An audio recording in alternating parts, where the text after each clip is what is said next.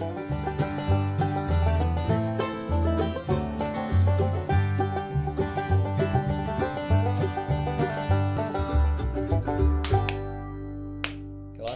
this side? Wait, I've got it inverted, so I don't really know.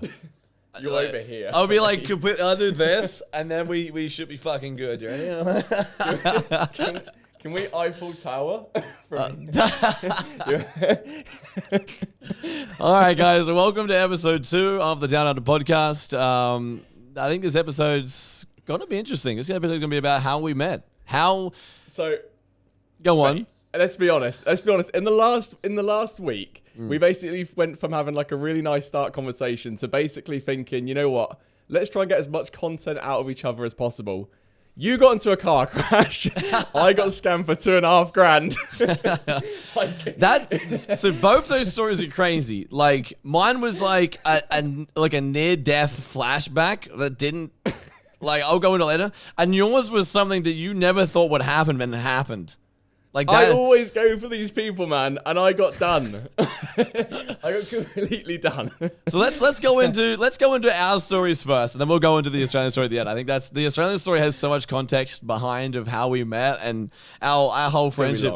It's gonna be a long one. So let's just kick off the story with I'll kick off with my crash. Right, we'll kick off with the crash. So.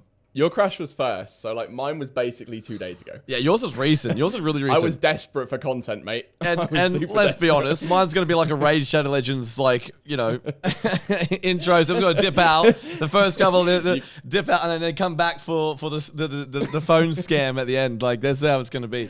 What you're going to say, you got into an accident and let out an advert. Just halfway through it. Just as interesting, I guess. Nice little plug. All right, so... Let's talk about your crash. I mean, like, it was unexpected as hell, but go for it. Yeah, so I was, like, in the scheme of things, it kind of worked out better for me in the long run, based on my car being almost written off to the fact I'll get more money for my car's worth, if that makes sense. So if anyone knows... So I was talking to you. The guy's done you a solid. Yeah, the guy's done you a solid, basically. But yeah, it was like I had to go through a near-death experience to get the solid. So was it really worth it? I don't know. Was it worth the PTSD of driving? Absolutely. Okay, so how it worked, like weird. days, I think it was like literally the day before I had this crash, I was talking to you about buying a new car. So I was like, look, I'm looking at this new car. Like, I'm really keen on getting this new car. My car I've had for a long time, like 8 years I've had this car for. I'm like, you know what? It's time to upgrade this car. This car's getting old. The paint's falling off it. Like, I'm driving this car. And it's just, it's not good for me, right? Anyway, so I'm driving to my day job, right? Just driving along the highway, doing my normal thing every day. And it was a 5-car pileup. So what that means is there was 5 cars involved in the crash. I was the 4th car involved in the crash. I was the 4th one to get in the accident of the crash. So the first guy runs up the arse end of a caravan, right? The caravan starts swerving all over the highway, one lane to another. So you're saying runs at the back of him that like he's put pressure on him, or he's actually hit him? He's actually hit him. So the caravan, so the caravan's driving normally, like the car and the caravan's getting towed behind. The guys hit the caravan. The caravan has then like jumped to one side of the road. So as it's being hit, it's been pushed to the side of the road. Once it's been pushed to the side of the road, it then jumped lane. So it like jumped a little bit to the other side of the lane. All the traffic comes to a complete halt. Like everyone just starts slamming on their brakes. This caravan starts losing parts. Everything's flying out, and I'm like, shit. Like you can see it happening. It just exploded of like all like the bits and pieces are falling off this caravan. I'm like, I need to slow down. So I start slowing down, and I instantly look in my rear vision mirror. I'm like, if I slow down too rapidly here, like this guy behind me, how far away is he? And what type of car is he driving? Like I'm gonna get rear-ended from him because I knew this was gonna come to a very, very close situation. I start slowing down to the point where I'm like half braking, and then like to the point where I'm like 75-80% braking, almost full lock, and I'm like, I'm gonna hit him. The guy in front of me, I'm going to hit him. So I'm either have to full lock my brakes and just like come to a complete halt while I can see my rear vision mirror, this 4-wheel drive behind me, like right at my ass. So if I come to a full lock, I know I'm going to get hit like at least 50 to 60 kilometers an hour, which is not sure what it is in miles if you guys are watching this from the States. It's about 30 miles an hour. Yeah, 50 is 30 miles an hour. So I'm like, I'm probably going to get injured from this. Like, this is going to be pretty bad. So I was in the far left lane of the highway, which was lucky for me at the time. So the only option I had was to go off the highway completely. So we have these things in Australia, like, called, like, practically if your car breaks down the highway, you can pull into this, like, side of the highway where you won't get hit. And it's like enough for, like, we call it a hard shoulder. Yeah, okay. So basically you got like 3 main lanes you drive on, and a left-hand lane, which is basically like for emergency services and breakdowns. Yeah, so we call that the hard shoulder. So everyone in front of me has come to a complete halt. I'm like, I need to go over to the hard shoulder. I need to, like, pull over here. So I've, like, gone to the hard shoulder, then slammed on my brakes, knowing that I won't hit the guy in front of me, and the guy behind me has an extra car length now, because I'm now out of the equation, to brake before he hits the guy in front of me. So I've come to a complete halt next to the guy in front of me. So the guy in front of me has come to a complete halt. I've pulled up next to him in the off shoulder. The guy behind me literally had nowhere else to go, because I've taken over the shoulder. The guy in front of me has come to a complete halt. So he's kind of had the same idea as me, as like going off to the highway. So as I've veered off to the left-hand side of the highway of the off shoulder, he's done the same thing at the exact same time, because he was right behind me, and he's hit me in the arse end. By the time I come to a complete halt, when he hit me, it was 20 kilometers an hour. So really, I had a couple of dings in the back rear of my car, and it wasn't so bad. But that wasn't where the problem came from. So that was the last of, like, the 3. So there was 3 cars hit. The car hit the caravan. The car in front of me hit the car that hit the caravan. Then I almost hit that car. So technically, me and the guy who had the accident with me, we were kind of like a separate accident to what the main cause of the problem was. We didn't touch any of those cars, but we had an accident due to what happened. That wasn't the worst thing. So after he's hit me, I'm like, shit, you know, fuck. I'm glad everyone's okay. It wasn't that hard. You know, my car should be fine. Cool. Just brushing it off. Yeah. No whiplash. So I'm sitting there, like, cars are still flying past on the highway. You know, we're on the off shoulder now. The cars that had the accident in front of us have started driving further up to get off the highway to obviously exchange numbers and stuff. So we're on the highway. As we're sitting there, and I'm like, well, we have nowhere else to go. We both pulled over to the off shoulder, so we might as well get out and have a chat. I get out. And the guy behind me is still, like, half in the main highway section on the left lane. So he's not in the off shoulder. He's like half in the off shoulder, half not. And there was a B double truck. Anyone knows what a B double truck is? It's like a road train. It's like a really long truck. Like, when you came out to Australia, you'd never seen anything that big in the UK. I'd never seen one, no. So I had to Google it when you told me it. So, like, the only way I can describe it is by using these 2 non-sponsored energy drinks. And this pair of scissors. So we normally have in England trucks, and they'll look like that. Yeah. So this is the front, then this is the carry load on the back. A B double truck is basically this, but for some reason another one, for some fucking reason. So it looks like that, and the thing's massive. It's like driving like an Olympic swimming pool. Yeah. As like a thing. Yeah. Yeah. So it needs a lot of brake time. If anyone works in the transport industry, B double trucks or trucks at that size need a fair distance to brake. Like, to slow at a safe pace. This big double truck, 100 wheels and shit. Yeah. Massive. So, because they're that big, they have to be in the left lane so people can overtake them and, you know, so it's safe or whatever happens. They'll break down, they can just pull off to the left lane, whatever.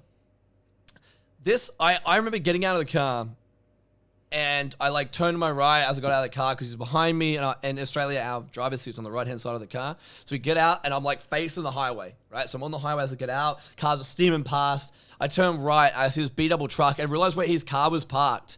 And I'm like, shit. This B double truck kind of like notices that he's like half in the lane and can't go anywhere. So he like he like locks his brakes. Once you lock your brakes, there's no real way of coming out of that. Like, you have to come to a complete halt to really move after that. So once you've like locked your brakes in, it's like, that's it. You're coming like, your smoke's coming out everywhere. You know, there's so many wheels involved with a B double truck. Like, smoke's coming out everywhere. This B double truck's coming up towards the end of this guy's car, and I'm like, worried about myself because I'm now in between my car, his car, and this B double truck, and I'm outside the vehicle, and I'm like, fuck. And then he's inside the vehicle, and I can see I'm looking at him. It was almost like we had this moment of like, this sheer fear in our eyes. I look at him and I'm looking at this, I just see the smoke coming out of this B double truck, and I'm just like, fuck. Pure rabbit in the headlights. Yeah, and it's then gonna get done. Like, it just comes closer and closer and closer, and I'm just like, I just start like, as soon as I realize it happened, I start like backing away from my car. I'm like, I need to get the fuck away from this because it's gonna get hard. And he stops, I shit you not, like 2 meters behind this 4-wheel drive. And this is like, this truck is coming to like, it's smoke just starts like, as he comes to a complete stop, this truck just smokes, comes over our cars. Like, and he just comes to a complete halt. It was super weird. He doesn't get out. He doesn't say anything. He just indicates off and then just fucks off. And I'm like... He's probably so used to it, isn't he? Did he even give you the horns and stuff? Nothing. I'd have been holding. I'd have been on the horns. He just like come to a complete stop, indicated, and then just left. Like nothing had happened. Meanwhile, I just like a panic attack, pissed my pants, and just fucking... I was like, I almost died. And this guy had like didn't even give a fuck. He's like, look, mate, I've got about 50 pallets of like, flour in the back of here that he's delivering. I'm out. Like, got somewhere to be. Yeah, I was. Afford this today.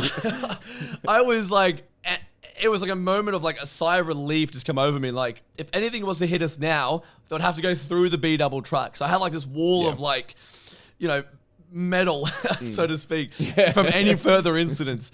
And then obviously we exchanged numbers and stuff, and it was all good. And he afterwards we like kind of spoke about it. He was like, yeah, it was pretty close.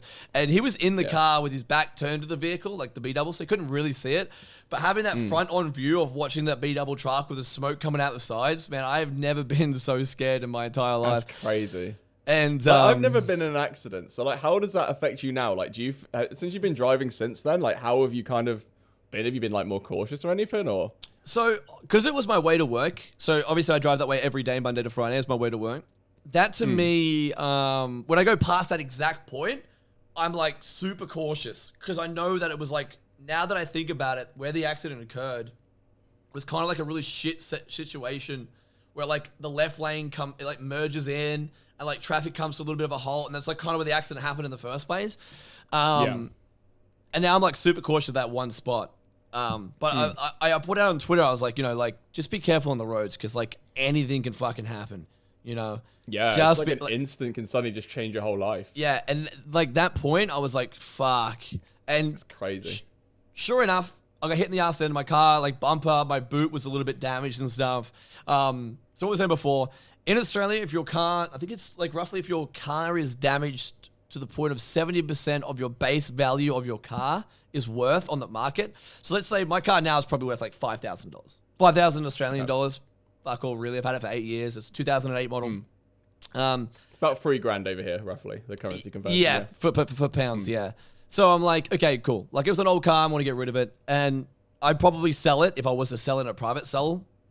It would probably be about 2,000 US. Sorry, it's 2,000 Australian bucks, 2.5. Like, I wouldn't get much for it, right? But being written off, I'd get the market value for it. It was like $5,000 to $6,000. And I'm like, cool. Like, as much as I always had a heart attack, I now could probably benefit a couple of $1,000 from this. Almost shake a hand, Cheers, pal. So I'm still waiting on that result, whether or not it gets approved to be written off or whatever. But like, I mean, it's a possibility now. Not that I ever wanted it to happen, they'd have to replace the parts to good standard, Yeah. They can't just be like, hey, it's an old car. It's just, it's fine. It's only a little bit of paintwork because that's still your, that's still your value. Yeah. You still value the car no matter what condition it's in, whether it's a hang light, like a light hanging off it, like, fuck it, it's still my car. Exactly. So it'll be good to see like what they come out with, and it'd be interesting to see what they come out with as well because of like the whole incident. I wonder like what would happen with like the caravan and stuff, like how they would be working out. So once we had the accident exchange numbers and we drove off, I never actually seen the other cars. Like that was weird. They kind of like disappeared, like it never happened. And I was like, there's still parts all over hit and run. It could have been. It could be still on the run. But moral of the story is, now that it's like obviously passed and I've had a moment to reflect on what just happened, I mean, it's probably financially probably the best thing that could have happened. Mentally, probably not. Yeah. So it's like a 50-50, isn't it? Like car crashes can be super beneficial for you, especially if you got like a bad car. If someone hit my car, I'd be crying, mate. Yeah, your car's worth a bit. Your car's worth a lot more than $5,000 Australian. Because that took me 6 months to bloody find, So I wouldn't want like a quick turnover and stuff, and But hopefully it does come out really well for you. Like that's like when I heard it, I was kind of like, "Are you okay?" And you said yes, and I was kind of like, "Yes." Like new car for this man. You say you got whiplash. I mean, I'm not gonna rot the system, but I mean, I would have like headbutted the steering wheel, get the Mitsubishi in the head, and then take a picture of like, yeah, I fucking decked it. Just get out of the car, just like split eyebrow, just like brutally bitten. Your knuckles are bleeding. Like you just fucking smash yourself up. Bloke comes over, sees a red Sharpie on the driver's seat, and fucking gash in your head. Yeah, bro, fully cut here. So that's my car story, right? Let's go into. Yeah, so that was pretty crazy. Let's go into your scam story. Let me explain to people how you came about. So we were actually going to film this. This is probably a day later.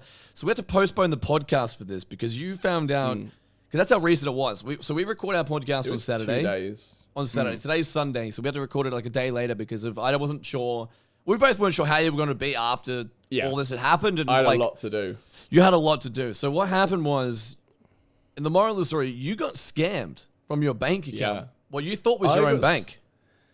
Yeah, it was actually probably the most. It is actually the most impressive scam I've ever been on the end of. And after I've worked out fully, it's almost creepy and insane. Like it's so smart. So basically, we always get scam callers over here. They get your number, they give you a call. They're normally not English. Okay, I'm not trying to be racist or anything, but normally they're not English. Yeah. You know, that's how we get it. We normally get all these scam callers like for insurance. Yeah.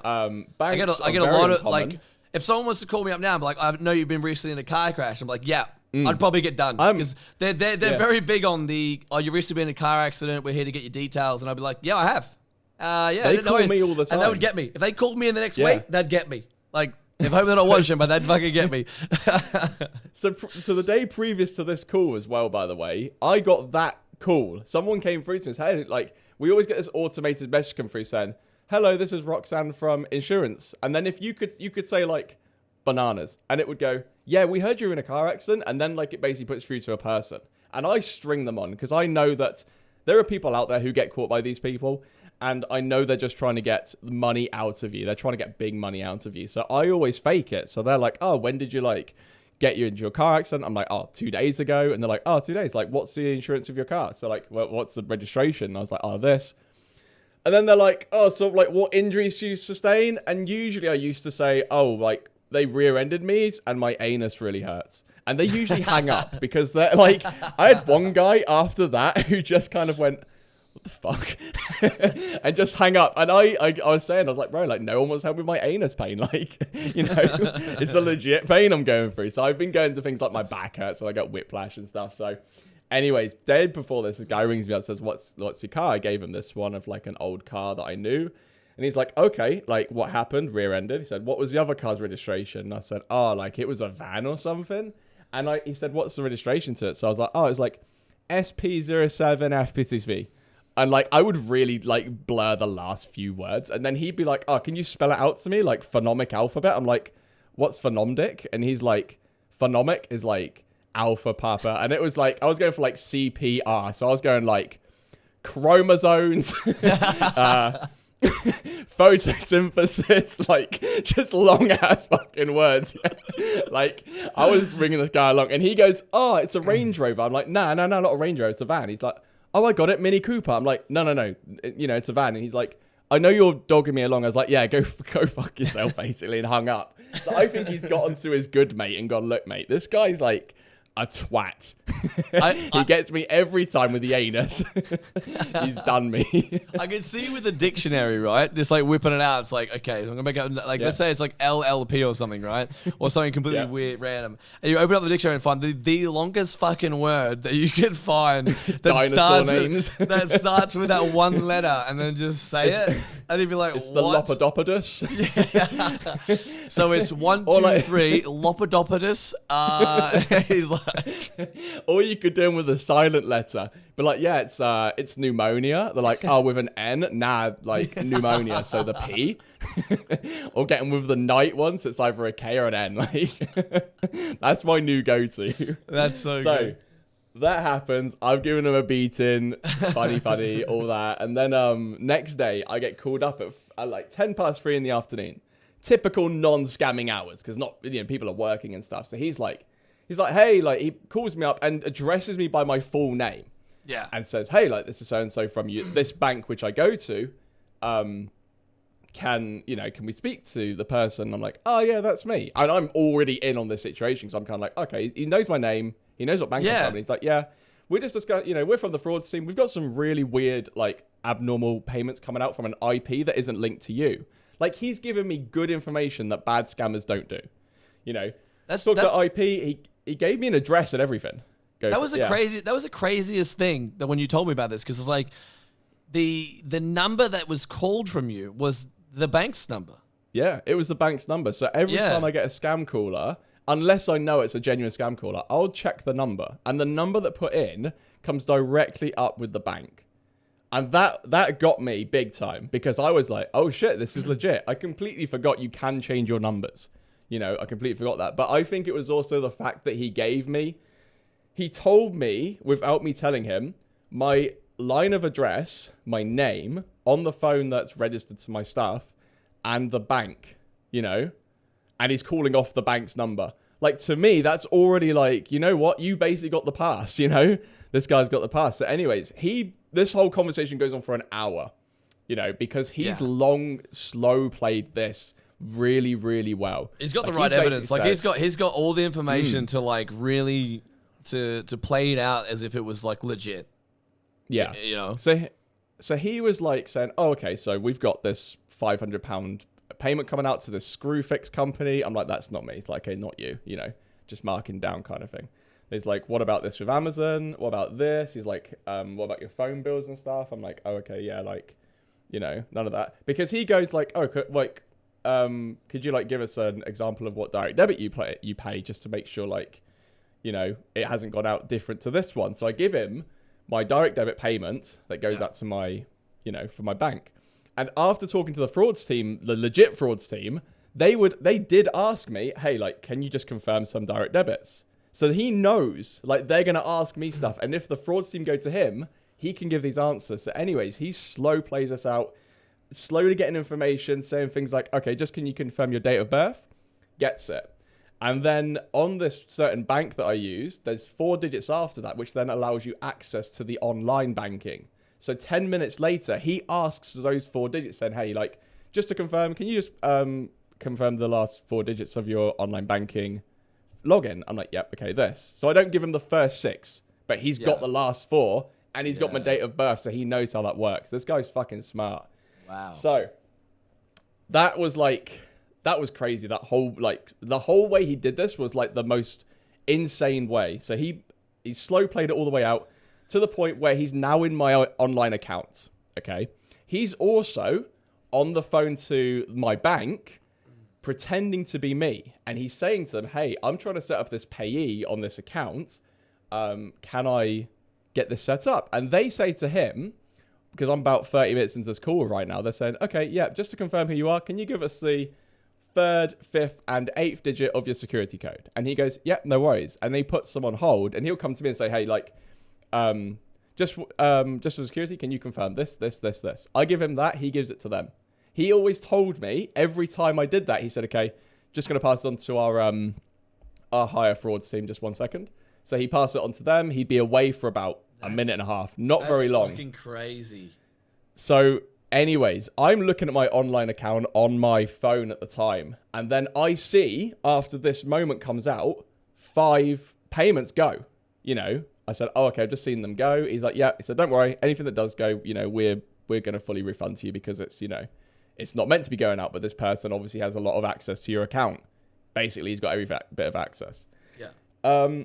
So there was this one moment that was freaky as hell. And I didn't click onto it until the next morning. Okay, so this is the part that spun me the fuck out. Like, this part it was good. This is good. And this is almost like next level scam. So he says to me, he said, right, just on your mobile device, can you pop in this code so that we can track, or like something like that. I don't know what he specifically said because it was so like meaningless to me at the time that I did it. It didn't make any sense. Yeah. So he goes, right, put in this code, and it was like *#21# number. What he did then was basically my phone, any incoming calls would go directly to his phone. So when the bank tried to call me, bleep that part out. When the bank tried to call me, they basically went to him. Yeah. So the frauds team rang me, went to him. he then continued the cycle of going back to me for answers to the point where all the money was sent. And he said to me at the end, like, okay, we're going to update the information on our end. We'll disable your online access and your mobile so that no one can access any of your features and stuff just while we're protecting your account. But he would also do things like he said, in the meantime, whilst we do that, we have 2 different options you can have. We could allow you just remote access from your phone, so no online at all, so you can access your account.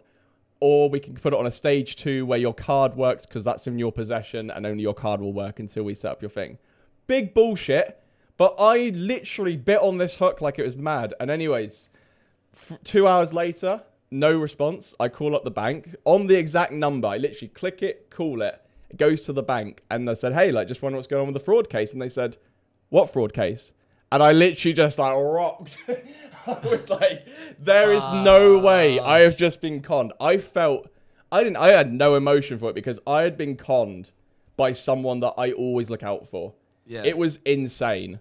So long story short, yesterday I went to the bank, filed for a police report, filed for a fraud report. They did stop 2 more payments of $4,000 and £500. So those were stopped, but in the end, like $2,500 has gone out, and I'm going to say that they're going to pay that back out of the whole like inquiry. That was something that I thought was legit through them, like had their number and everything. It was mental. Yeah, because when you told me, I was like, wow. Like, that's crazy. Yeah. It's almost like the scammer worked for the bank. Exactly that. I rang up my best mate and said, hey, like, this has happened. He said, mate, that almost sounds like an inside job. I was like, yeah, like, this guy has so much information on how it works. Yeah. Like, he probably calls people up and guess works the top branded, like, bank accounts. Because when I checked online, I went further detail into it. This was stupid. This one website said the actual number was a neutral number, as opposed to dangerous, which a lot of people were mentioning it as. But that didn't come up on the search to start off with. But yeah, I just couldn't believe the quality of it. But the good thing is that I found where his forwarding number was, and I've sent that to the police, and I've also linked it to the bank, so they both know that this is what it is, and hopefully that will track something down. But I wasn't angry as much as I was probably actually impressed. The only way I've described it as is it was a magician. Like a magician showing you a trick, and you've kind of gone, how did that work? Like, you're not angry or like upset about it. You're just kind of like, that's blown my mind. It's always like someone showing you a card trick while holding your hands and it steals your watch at the same time.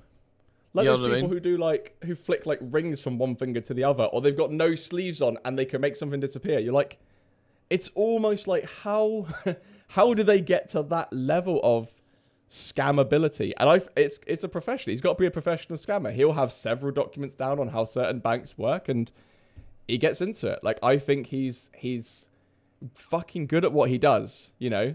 I mean, I couldn't do anything different, and I think that will catch so many people out. Yeah. But that was it. I don't really get an update till 3 or 4 days' time now. Well, hopefully we'll find out on the podcast and let you guys know who are listening. Like, that's... Yeah. When you told me that your was new actually... car and my same money. Yeah, so you lost £2,500. Like, that's nothing like... That's no small amount of money. Yeah, it's a lot. You know, fortunately enough, I have savings, so I'm kind of like... It's not killed me, but I know some people that this would be disgusting, especially end of the month. Yeah, bills have to be paid. And the thing during COVID as well is filth. You know, imagine like someone's lost their job and then $2,500. That's almost a suicide for someone. You know, I've essentially taken the hit for someone, which, you know, I'm kind of happy with because I'm in a position where I can, you know, be okay. But holy shit, man, this guy has done me. And I'm honestly so impressed with it that I don't know if I can be angry because it's hard just for too me. Good. Yeah, it's so hard for me to comprehend those kind of people. You know what I mean? It's mad, isn't it? It's so hard for me to think that there's people out there that'll go out of their way to just fully destroy people's lives, like steal large amounts of money. Like you have to be on like the borderline of like whole other criminal act. Like these people need to be treated like a massive like criminal act of like murder and stuff. Because like this could literally lead to like suicide, people losing a certain amount of money, like thinking it's their bank, you know, and Especially you call now. it, especially when you said you called back your bank and it was like called back the number and it went to your bank. Like that blew my mind when you told me. I was like, that's unheard of. Like most of these scammers have like this, no caller ID in Australia. Like it won't show you the numbers, or it's like private, and it's, they ask you in Australia, they mainly ask you to go, you owe this amount of money based on this. Can you go out and get it in gift cards and stuff? It's like, why would they're any normally insurance like company want? long-winded, didn't they? Yeah, So long-winded.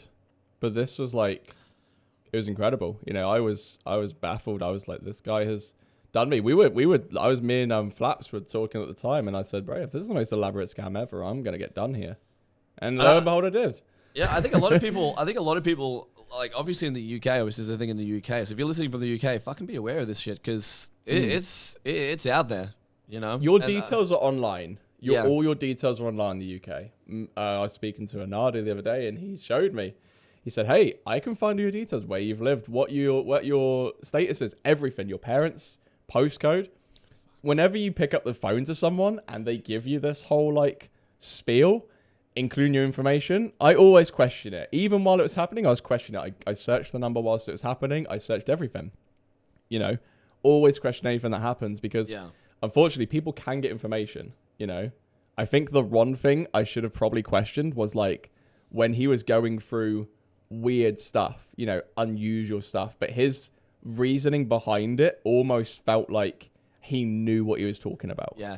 The redirecting of the mobile phone, which blew my mind. That's crazy. So he like told you to put in like practically a pin or a code like on your mobile phone, which then redirected all incoming calls to from your phone to his. So like no one could call your phone, like not family members and shit. Not even you. Like if I was to call you from Australia, it would just go straight to his phone. So I wouldn't have got any contact from the fraud team. No, they couldn't have contacted me because they wouldn't know. They blocked the accounts and stuff, but I couldn't get called. They were, like, even if I didn't realize that my call forwarding was happening, I couldn't get through to anyone right now. That's fucking crazy. I would just be like, okay, waiting for it to happen, and he could just empty the account. Yeah. I mean, I read online that people were getting like £50,000 scammed out of them, and I'm like, I'm happy that I'm lower, but that can kill people. People because they didn't just take the £2.5. They tried to take out more. Like they tried to take out up to like, was it £4,000? Like they were trying to take out big lumps of money. Like that's crazy. Yeah, I think that was the thing that saved me, because they were trying to take out such a large amount that they kind of went, oh the fuck up, this guy's now got 5 payees. I don't think this guy even has friends. Like, where's he trying to send all this money to? He's going to the same account. Nervous. I was nervous for my own mental health, because being in isolation sucks. It does suck. And I know my mental health has deteriorated a bit to a point where I'm a bit more, I'm a bit more held back and stuff. And I kind of wanted to be like, I want to be able to sleep. I want to be able to like not have dreams about this. I want to be okay, because I know people get PTSD from this stuff. They're going to be like, oh shit, I feel vulnerable, I feel weak. Whereas I'm kind of like, you know what? I'm impressed. Fuck it. This guy's done me essentially almost a solid that I can help people with this. Yeah. I've almost paid the one-off price you probably pay in your life to get fucked over. I haven't lost a limb. I haven't done anything. Yeah, I've essentially given money. Like the only benefits that help. Yeah, you're right. The only benefits what? The only benefit I think I took out of this was potentially thinking, this guy's desperate, and if he's desperate enough to scam someone out, and it saves someone in his life possibly for that short period of time, fuck it. It's horrible. Someone's going to have to go through something. People don't want to, people do want to scam, let's be honest. But at the same time, I look at the positives. I kind of think, you know what, fuck it. He might have scammed me, but maybe doing this, what he's done and managed to do, has saved someone else in his life. Nice Maybe guy. saved a... But yeah, maybe he's... Nice guy, Oblivion. Maybe he's like saved someone from like having a gambling addiction, like being able to pay for them to have therapy or some shit. Maybe this guy's just put like $2,500 into a COVID test that's going to release the best like medication ever. We don't know. This guy might have only you could turn a scam into a comedic side. So that's how I got through that. I think at the end of it, at least it's not physical damage. Yeah, that's it. Like I'm thinking, you know what? If I've paid that amount of money, I know people have been scammed for more. People who have died, people who have been killed, and people who have had car accidents and not come out of it alive, Yeah. And I'm just kind of like, you know what? If that's my if that's my car accident for my lifetime, fuck it. I can get through this, even if it doesn't come back positive, you know, because I'd much rather have something that's some material taken away from me and have the heartache of losing that than having a limb that I can't get back, you know. That is so I see that from it. That's crazy. Yeah, that was kind of it. So crazy week for both of us. crazy week. It has been pretty crazy. So we've been like, both of us, like content wise, has been a little bit on a standstill for a little bit because of what's recently happened. Obviously, we're dealing with some other stuff, but let's go into you coming to Australia. So we spoke a little bit. We dabbled. We like dipped the tea on this a little bit in the first episode. We like gave so many teasers and stuff. Let's go into it, right? So let's go jump straight into the fact that you come to Australia. Let's talk about the first time we ever met, and like you. Let's just say you rock up to the airport, right? So you flew to Australia for the first time. Yeah, we had never met before. Picking you up from the airport. Like, what was your first kind of feel landing in Australia? The best part of my trip was flying over Australia for the first time, and anyone that followed my Instagram at the time would have seen me seeing the long ass roads from the sky, the long ass straightest roads I've ever seen, and it was incredible seeing that. And there was like, it was hot, it was so open to the point where I was so excited. Like, I've always wanted to go to Australia ever since I was like 10. Yeah, like I always talked about it with my dad, you know, I can't wait to go to Australia. I always watched cricket, and like cricket was on, I'd watch them when they were in Australia. And I'd see it and I was like, this looks incredible. Looks so good. You know, looks so tropical, so wild, so survivally. And I was like, you know, I want to go over there. So anyways, flying over Australia looked amazing. Coming into land, obviously into Brisbane, like the thing I thought I would have seen straight off the bat, stereotypically, was maybe a roo. You know, I'd see a kangaroo hanging around, you know, from the plane or something, see them bounding through the bloody, like, planes. The first thing we let you do in the international airport, the first thing we let you do in the international airport is have, like, a kangaroo just sitting off to the side, just as soon as you walk up, you get patted. So you can just, like, tick off a milestone. It's like when you go to Hawaii, they give you, like, the lanyard. They put it over your head and, like, welcome you. I was like, well, here's a kangaroo. Now you've seen it, you can fuck off. Throw a boomerang, have a pat of Vegemite. Yeah. It's just like a line of things to do. Like, you gotta go through, like, it's like customs, but instead it's like you pat the kangaroo, hold a koala, eat a spoonful of Vegemite, and throw a boomerang, and then fuck off. So I come off this plane, I'm feeling good because I flew nice. I flew business, so it's like, it wasn't expensive as fuck as it could have been because I went for a cheaper airways, but it was cushy. You know, it was real nice. So I felt real good coming off. I see the guy on the other side who's like passport control. He's like, hey, can you see your passport? I'm thinking, I'm not getting turned around now. So anyways, here you go. So he's like, yeah, imagine, fuck that. Like, oh, your visa's run out. So he's like, oh, what are you doing out here? So I'm on a working visa. He's like, oh, okay, what do you do? I'm like, YouTube. He's like, oh, I watch a lot of YouTubers. What is it you do? I was like, oh, I play Rust. He's like, oh, not heard of it. I'm like, oh, have you heard of the Misfits? He's like, nah, not heard of it. I was like, what do you watch? He's like, oh, I watch like the police stuff. I'm like, man, you're boring as fuck. I'm like, that's your job. Police crash fails and shit. Just like police fails. Literally that. Just watching police fails. So anyways, rock through the airport, and that's when I see Big G, like standing bloody 17 foot tall, towering over everyone, gangly fucking arms and shit. Like, I'm 6'2", by the way. He's just so above me, like, 6'2", what's up, brother? Looking down Oblivion, at me, like, Oblivion's 5'1", so if anyone's like, you know. Yeah, I'm 5'1", bro. So I'm looking over this guy like, fucking hell, dude. Like, this dude's a whole new different altitude right now. I could have seen him from the plane. Like, I was looking down, this guy's looking at me. So anyways, like, we get through, I get a lot of my money out and going exchange it for all of your Monopoly money, which is super colourful and really nice, to be fair. Like, it must feel good coming from, like, you know, you go to a country and you go there and you have like X amount of money and you like exchange it for their currency and you get less. It just feels like you've degraded yourself. But coming from the UK with pounds, it's like you like doubled your money. Everywhere we go, we double. When I went, I took £1,000 to Phuket, and that was 44,000 baht. But then also you're paying like 80 baht for like Coke, you know, for the drink. Yeah. So you're kind of like, okay. But yeah, when I came over, I think like all my money doubled. You know, it was good. It was a good exchange rate, and I got all these colourful notes and stuff. Yeah, I loved that, like, that whole transition. But I think like, going and seeing your place and seeing Australia, just driving around, like, you did a really good job of showing me like good stuff that I should be seeing, you know.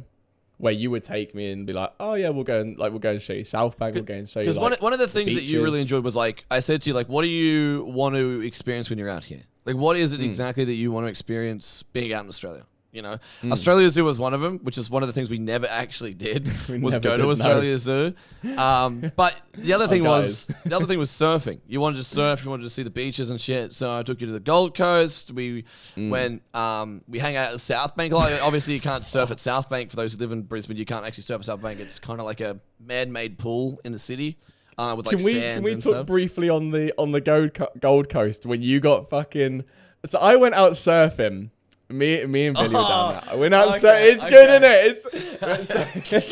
it? So I went out surfing, and I'd been probably this had been about what 2 months in probably. So I'd been out there a couple of times. I've told you what's even happened.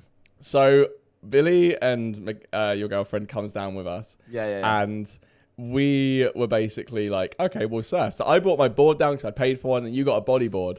Anyways, I'm out in the deep. I've got through all the 17-foot waves. 'Cause it's massive out there trying to surf these things, and I couldn't do it. You know, it was too unpredictable for me.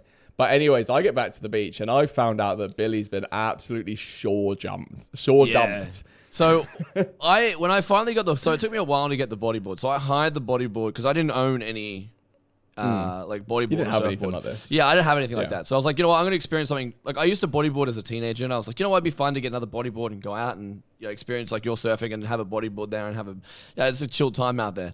It was pretty rough seas going out there, so the waves are pretty hard really consistent, like one after another, just like pounding you. Unless you had like flippers or anything like that to get really out there fast enough, you're practically you're not going anywhere. You know, you're practically you're just not going further out. So I had this bodyboard. So I'm on this bodyboard trying to pedal as fast as I can to get out to Oblivion, like sitting out there, just chilling out there waiting for a wave to come in. And I was just getting pounded by these waves just constantly. I think it took me like a good 30 to 40 minutes to finally make it out there. And by then I was like gyrating and trying to breathe. Like I literally couldn't even I couldn't even talk to you. You were like waving at me like, help, bro. And I was just like, I can't. I'm not coming back in. It was hard.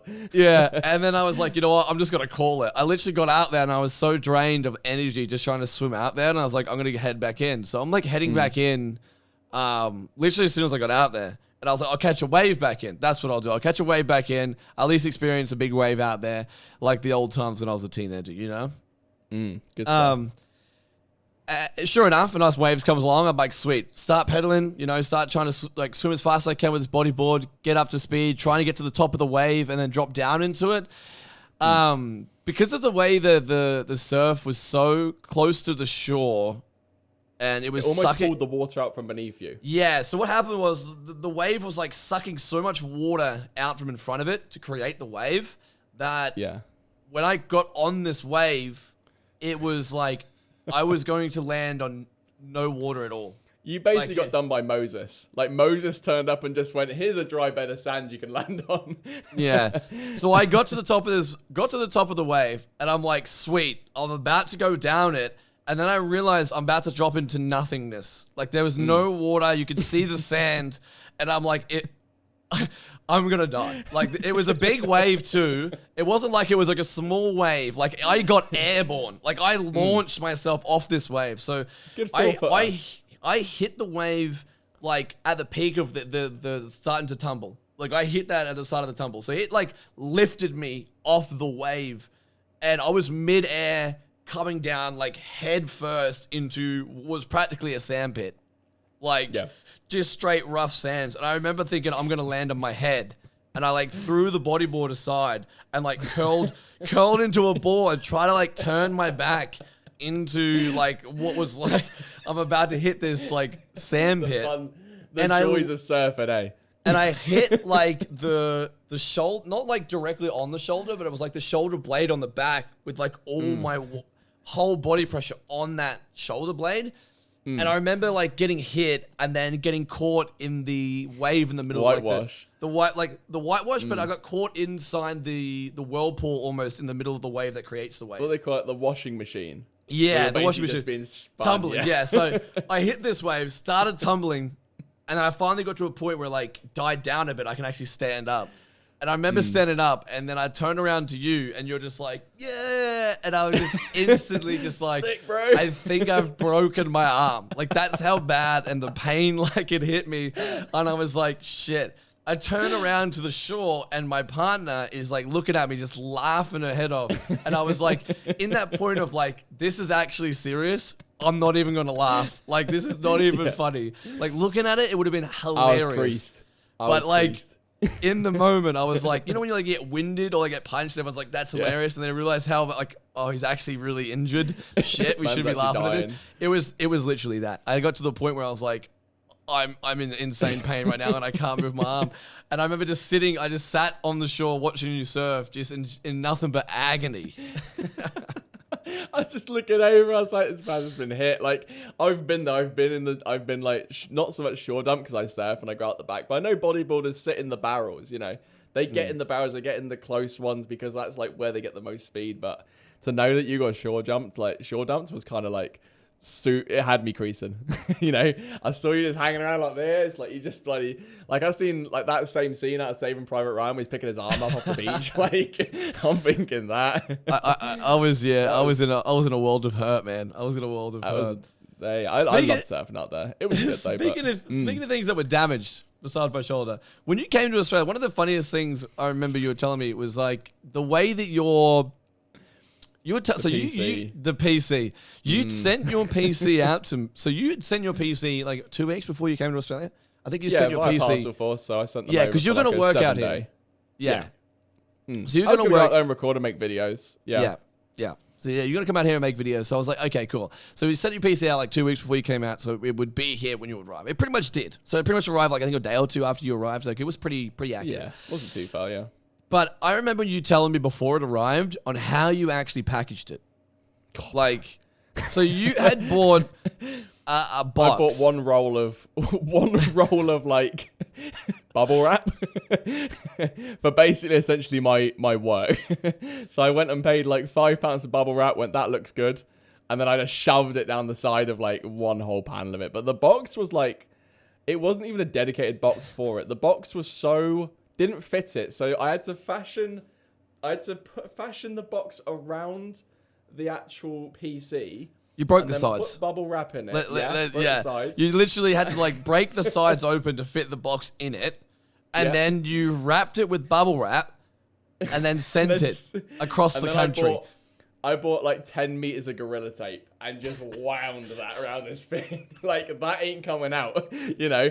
Bits. I was looking at it afterwards like, yeah, a bit more Gorilla Tape there, a bit more there, you know?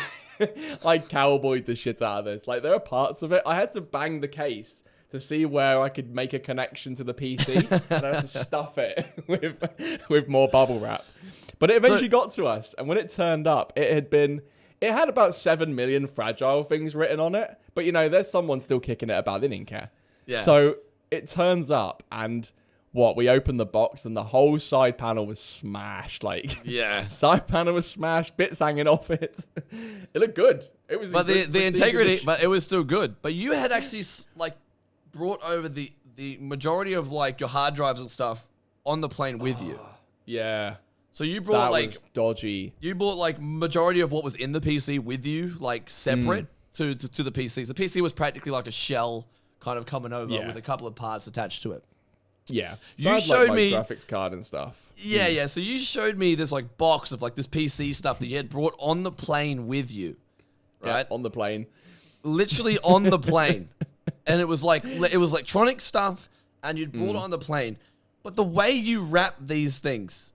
Now, I remember clear as day when you opened this box up to see me, I was like, you took a step back. I was like, this is like either a giant bag of wrapped drugs or you're about to set something off. Like, it was literally bubble wrapped and this perfectly rectangular shaped, like, bag of what looked like drugs. It was bubble wrapped and then it was perfectly wrapped in the way you do C4. One over the top, one around the side, like the English flag. It looked perfect for it. It was literally like laid out to like structurally like one rectangle space here, one rectangle space here, and it was like perfectly shaped in this box. Did you have any like obviously going through scanners and shit. They would have been like, this is just, what a dickhead. This guy is just easily smuggled through drugs. It's easy to pick up. And did they ever pull you aside for it? I remember every time I went to the security, I always had it on top of my hand luggage. So that when I went there, I said, hey, immediately I went, hey, these are hard drives. Because when I feel like I'd pop it open and I'd be done. I'd be on the deck, like, squealing. Like, step away from the box. It's rust. I've only got Audacity stuff on it. Leave me alone. So, I was well prepared for a few questions. At one point, one of the guys on there, because I went through a separate section through business and stuff, because they didn't put you in with essentially what they call the cattle. And they were like, they were like, hey, that looks like a bomb. I'm like, bro, don't say the B word. Like, I've done everything I can right now to not call it the B word. Yeah. I'm like, hard drive. He means hard drive, not the B word, you idiot. So yeah, they didn't really care. Like, I put it through the thing. They scanned it. They gave me the little swab down, the little gooch pat and everything to make sure I wasn't smuggling anything. Got the gloves on, slip one in. It's all good. Yeah, and open the glove for one of them. It's like, I'm gonna try this one. I was in Thailand, so I don't think I really cared. But that's standard procedure over there, mate. Yeah, standard. That was finger in the bum. I didn't really know what that was about, but there we go. Whether you want to check. So it's all part of the experience when you travel, right? Yeah, it was amazing that all of it made it over there in practically one piece. Essentially because I went out in about 2 weeks of like bought a ticket straight out there. Yeah. You set me up, which is awesome. But that was great. Yeah, so in I bought Australia. Yeah. Like when I turned up at your house and you got me your little, you remember the little package you got me? Like my Australian shorts. Yeah. Man thought I was like a 42-inch waist. So it was massive. So when you came over, I was like, I want to get you like an Australian package, like a gift package, like a gift like wrapped of like things that are Australian, like Australian board shorts, Australian towel, maybe even like Australian blob kangaroo, like just something really funny, like. For those who are in Australia, kind of like Australia Day things, big ass cape, big Australian cape. Like we have those kind of things on Australia Day. We go out and party with like capes and Australian hats and all this kind of wacky shit that we have for Australia. I wanted to get this like kind of like thing. So I got you Australian thongs. Like I actually had like the Australian flag on the thongs. I got you a beach towel because I knew you were into the. Yeah, Australian shorts. They may have been, a couple of sizes too small, but look. too small. Yeah. But it was funny. And then obviously there was like a couple of bits of like Australian food and stuff added into it. So when you come over, you could try them out and whichever one like. Was there any type of food while you were out here that you really enjoyed that you didn't expect that we even had or like...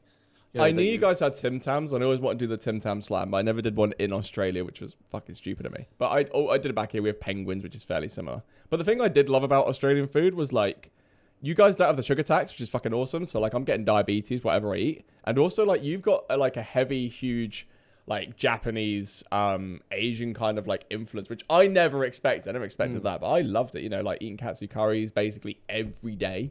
Yeah, you loved it. Every day. That was, like, bro, literally... I used to eat them here.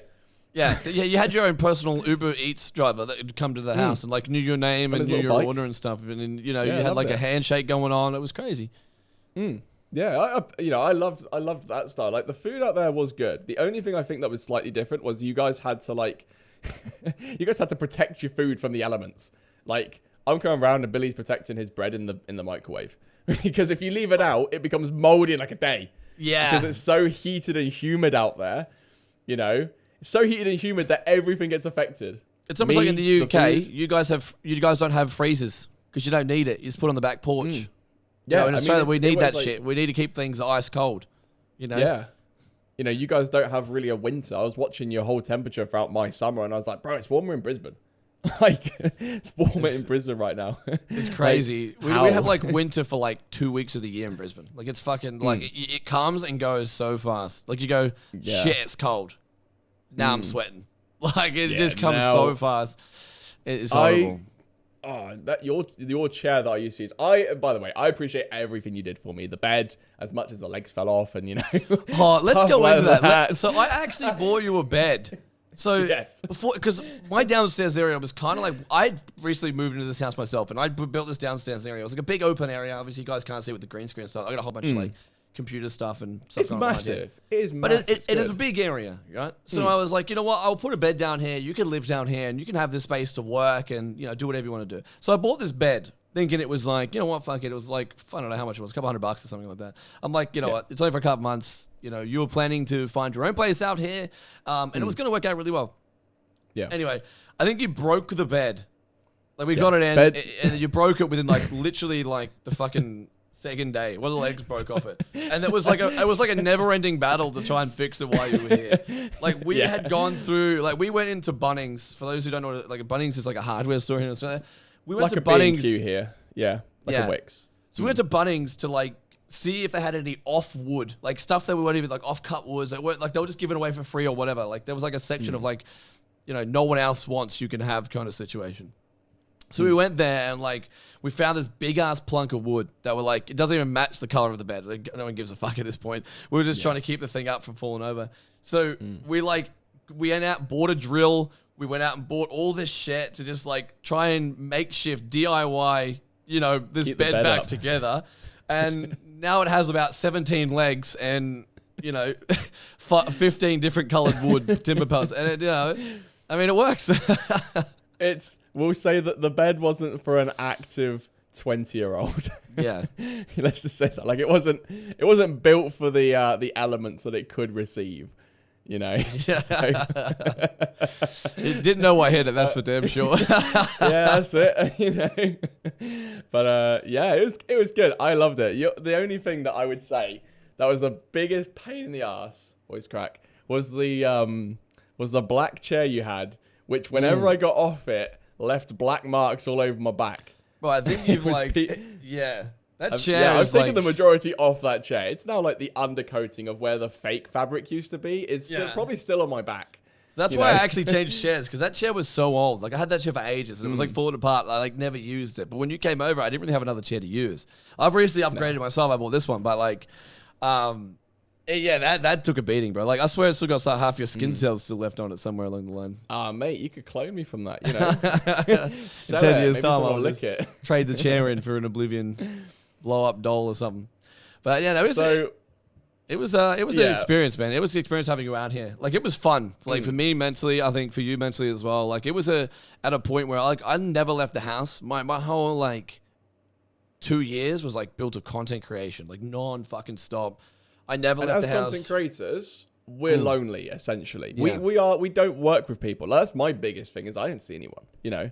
That was, like, one of the greatest things of coming out there was, like, I was seeing you and, you know, seeing other people and stuff, and we were just going out doing our things. And it was really good, you know. Like, we managed to go and do a lot more that we couldn't usually do. Like, me and you would go and play golf. Yeah, that was a lot of fun. And the girl I was seeing out there as well, like, we were going and doing great stuff as well, like exploring and stuff. Because I know you couldn't be around all the time, you know. And that was totally fine. And she was incredible with everything. Like, she really helped me see loads of different things that I know you would have loved to have, like, seen with me. But I mean, like, you have to work and stuff. And I do have the privilege of where I can take time away because I've essentially planned for that.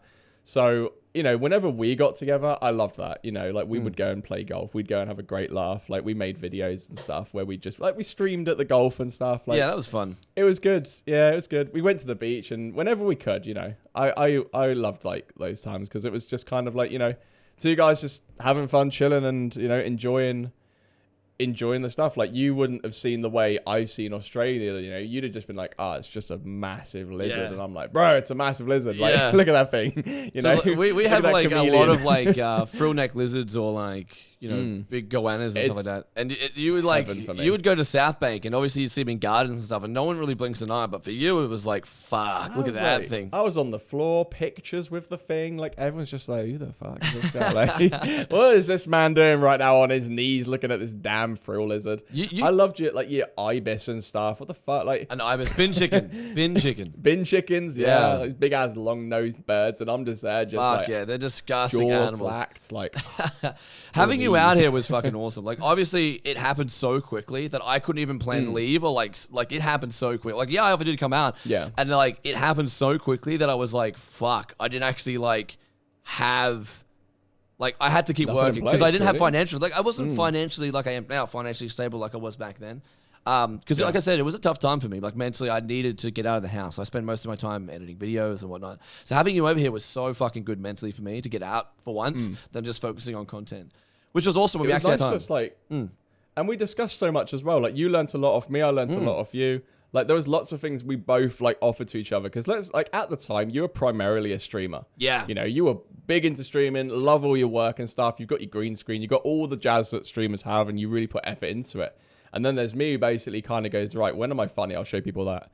Whereas like we had two different kind of like lifestyles on how we'd create content. So we offered a lot to each other. But, you know, when that gave us the opportunities to like venture out and go and explore and do more, like that was like the best thing. Because it was just like we could go and be like content creators together, not being content creators. Like we could discuss and talk things. Like me and you talk for hours. Yeah. And I'm not going to say I put that down to we have no one else to talk to, but more down to like we live such dedicated lives towards content that we can relate to each other. I can't relate to my best friend when he says, you know, I'm hating the 9 to 5, and he can't relate to me when I say, hey, like I've only made one video this week. Like, yeah, people, it's such a whole lifestyle. Like, so for us, like, yeah, I think for us, it was like we connected on a level of content creation that like no one else would really know about. Like even me and my own partner wouldn't know, like really hit on that kind of connection when it comes to content creation. Because it's like the things we talk about are so different to what a normal streamer or a normal content creator would do. We are talking like long distance, long term, like actual statistics and stuff like that. So we would go into deep conversations about this like a lot, to the point where our conversations would have obviously other things in YouTube, other things in life, and we'll talk about things going on. Like I said before, the first episode, like we talk so much. Like even though you moved back to the UK, we still talk on hours on end, like Discord, video chat. Even though you're gone, like it never changed. And this is what we're like now. That's why we turn it into a podcast, because it's like we talk about these things on the regular, you know. And one of the things I love to do, one of the things I love to do was when I took you to the VR thing. I was like, look, let's go out and let's try something that we've never done. We went to a VR warehouse, right? Yeah. That was fucking funny. I love that you did that, by the way. I love that you did that. I felt bad that I get motion sickness, but I loved that. I loved the experience of doing it. I knew I was going to die, but I loved that, you know? It was fucking cool. The warehouse was like it was a full-blown warehouse where like nothing was in the room. You had your headphone, like you had a full kit on, like chest, backpack, goggles and shit. We'll go over it a little bit. So it was an awesome experience. Obviously, VR, it's a warehouse. You actually physically run, you move around. It's a physical thing, not just locked in your bedroom. I wanted to show, you know, Oblivion that, like, these are cool things we have here, like video game style that's, like, recently taken up in Brisbane. It was cool. So we got into, but because we're both content creators, like, these people are obviously trying, like, VR for the first time, or, like, trying games, like, kind of, like, in that kind of aspect for the first time. We've obviously done this for a long time. So this is, like, more, how can we make this funny? You know, how can we just have a laugh? Like, yeah, it's probably some like downgraded VR game. Like, let's just fucking take the piss out of this thing. So we were just in there, like we weren't recording anything. We were just having some fun between ourselves. And there was like this thing on your fucking goggles where like you had to like focus your eyes to the VR. And like a little lever that goes up and down. But it was like a little like like a knob kind of thing. And you knew exactly where it was. So we had to like stand like next to each other, and like in VR, you're like you could see like an X on the ground. You have to stand on the X, and everyone else stand on the X, and you could see each other and shit. And like you'd be sitting there. Bear in mind, it's competitive as well, so we are against each other in some way. Yeah.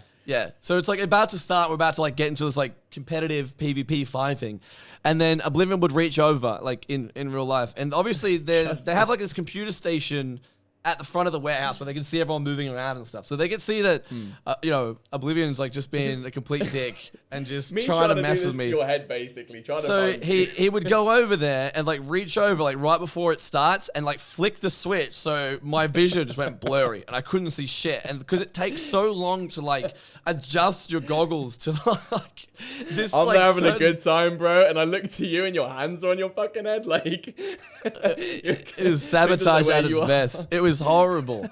And there was times where like we would get together like on the same team and like kill zombies in this VR, and we'd be like crouched down next to each other in like real life. Like everyone else is like obviously trying to play it serious, running around being stupid. We were literally like crouched down, like practically crawling along the ground. and they can talk to you like via headset, like you can hear it.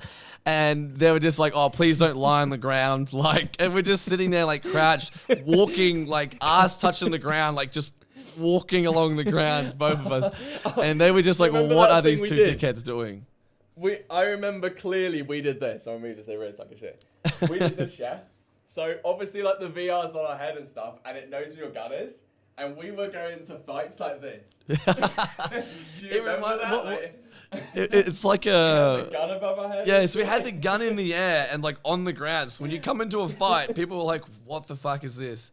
Because they could see crab fighting people. They could see your hands in the air. Like in the game, they could see that your hands and your gun were in the air, and they could see that you're physically crouching. Like in the game, they could see that, and they're like, what are you doing? And I was saying to you when we're doing it, I was like, you could only imagine like the visual of them in the warehouse. Obviously not being able to see anything that's going on, but just see two dudes in the warehouse with their guns in the air, just like looking at each other like ape style, like caveman going, ooh. That's literally Motherfuckers didn't know. Suddenly shooting from 10 feet in the air, just was great. It was funny as. That was honestly like probably one of the best times. It was just a good time, you know. We spent a lot of our time, yeah. It was great seeing so much. Like with you and the girl I met up there, like it was just so fun to like go and see so much. You know, like me and you would go and do like our things, and me and her would do like loads of things as well. And I don't feel Australia would have been as good if it wasn't with you, and obviously wasn't with her. Yeah. You know, because when you weren't around, I essentially was going by myself, looking around for stuff, which I'm totally fine with. Like I've been like that ever since I've been doing content. Like I don't have many people to go and see because everyone's kind of working. But like for you guys to offer me opportunities to go and see new things, you know, like when me and her went up to Noosa, like it was amazing. I know you couldn't do that at the time because like you had so much going on. Yeah. And obviously like we'd had to plan these well in advance. But you know, whenever we got the time to do things, we always made it enjoyable. You know, it was always funny, man. It was always a really good experience. Like, you know, we'd have beers, we like work out together, going to the gym and stuff. Like, there was good times there that we'll probably won't even cover in this podcast that we'll cover at some point because it'll come back to us. Yeah. You know, like the whole surfing thing literally just clicked then. I was just like, bro, I remember that. Like, we had a good time out there doing that. Like, there's so many good moments about Australia, and I'm coming back. Like, I'm coming back. My idea at some point is that me and you will do this podcast for like, I'm gonna say 6 months because I want to come out there for 6 months. I think like the podcast. I think we'll have a lot of episodes backed up. I think we got a lot of things to talk about. Like, we'll get other guests on the show. Hopefully, the next episode we are planning to get a guest on the show. We have someone. Try that out. We're gonna try and get someone on the show and have a chat and just try that out. But like, it was a really tough time to see you leave. You know, because. It was hard, man. It was heartbreaking. Like it was, wasn't like I was happy for you, and like obviously the situation was like we're both happy for kind of how it went, but like it was kind of heartbreaking to see like someone that you knew on the internet became really good friends with, and then it was just over. You know, had to leave. It was and that's the sad thing. Like I never wanted to leave. The only reason I had to leave was purely because I said to this was the game plan. I'm going to come stay with you till December, you know? Yeah. And then, through the whole of January, I'm going to find a place. And then at the end of January, if I don't find a place, because I didn't put any effort into my videos at that point, I was like, I'm going to have to go home because I have to focus on my videos. You know, I have to focus on my career still. Like, I can do Australia whenever, you know? But at the same time, I'm in such a position that I can't like, be negligent to that, you know. I have to be able to work, so it was real hard, you know. When I left, it was one of the hardest things, you know. I remember getting on the plane, I was just like so fucking sad. Like even going to the airport was so fucking sad, you know? I remember the day you left, man. I was like, fuck. It was horrible, man. I can still remember it, you know. Like, I remember that day I was taking pictures of the car. Like it was the last time I was seeing the girl for that time, you know. Yeah, with hopes to see her when I come back. But like I just remember the whole day just being like, this is it, you know? My whole dream of coming out here has had to stop because I've got to go. Yeah. You know? And that's not because I wanted to go. Like, I didn't want to go back. The only reason was like, I basically, like, I always do things on literally at the time. It's like, right, this is happening, let's do it. Yeah. You know, like we did with this podcast, we're like, this is happening, let's do it. And there's going to be a lot of events where that happens, you know? Where there's going to be, like, the Adventures of Oblivion and Geee. Like, we're definitely going to plan things out in the future. Like, we plan on going on a snow trip, hopefully sometime next year. That's going to be pretty cool. I so hope for that, you know? Yeah. That'll be so good. So we plan on doing a lot of things like that. Like, obviously, you're going to see a lot of content from us in the future, I think. It's going to be fun. So, you know, if you guys do like this stuff, we're going to probably wrap it up. It's been, you know, almost an hour and 10 minutes in. But I mean, that was an interesting story. You know, you got the scam, I got the car crash, and obviously, you know, you always smuggled in a bomb. Into the Australia. You know? Yeah. I feel like we're still going to come back to this Australia talk at some point, because I want to cover, like, you know, the experiences I had with everyone out there. It was a lot of fun. It was a lot of fun. It was so good. Yeah. I want to, as well, someone in the comments, tell me when this fell off. Because I noticed it. This whole panel fell off because I buy crappy plastic that doesn't fit. Did that happen during the show? I didn't even notice. Yeah, it happened during the show, bro. Someone's going to go back and watch the entire VOD to find that exact point that it fell over. Whoever gets it first wins a prize. No idea what that prize is, but you win something. We'll give you a shout out. We'll give you a shout out. Probably give you a shout out. Next episode. Episode 3, you get a shout out, whoever the first one is to say it. That's it. And hopefully we're gonna have someone next week so we can try our first interaction with someone new. Because I feel like me and you could do this easily. But I love the idea that other people would like to get involved. Yeah. And we could give like insights on them. I think that'd be fun. I think that'd be really cool. You know, we bring our style into interrogations and questioning and talking about fun stuff like that. So if you guys want to catch the episodes and stuff, you can watch us on Spotify, or if you guys are watching on YouTube live, hello. You guys can see us. And follow us on Twitter, because what we want to do as well, we haven't discussed this, but I'm saying it.